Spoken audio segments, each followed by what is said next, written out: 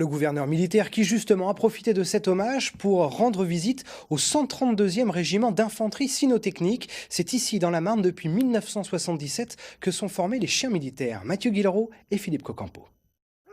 C'est le plus grand chenil d'Europe.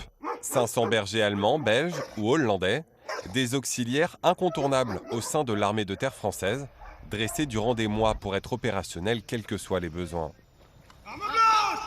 Ce matin, simulation d'un contrôle routier qui tourne mal. La mission du chien, neutraliser un individu armé. On travaille l'agressivité par des artifices et toujours par ce dressage de récompense où lorsque le chien mord et fait ce qu'on lui demande, il a une récompense. Donc ça peut être une balle, un boudin, un Kong. Neutraliser des hommes et détecter des explosifs.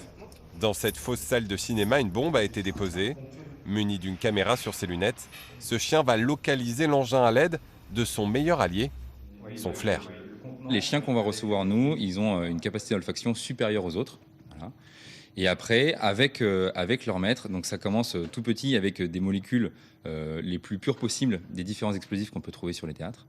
Et petit à petit, on va augmenter la difficulté, soit en camouflant l'explosif dans des milieux particuliers, soit en essayant de piéger le chien, c'est-à-dire que par exemple sur une série de boîtes qui contiennent des matières, il y en a qui contiennent de l'explosif, d'autres de la nourriture. Le 132e, un régiment partie prenante de l'histoire de France.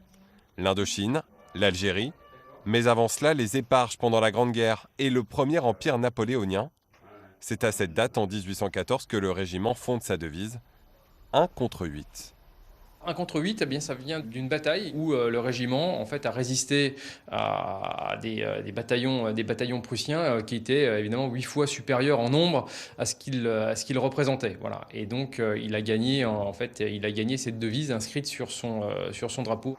En moyenne, les chiens restent 6 ans à Suippes avant d'être réformés et de goûter à une retraite bien méritée au domicile de leur maître.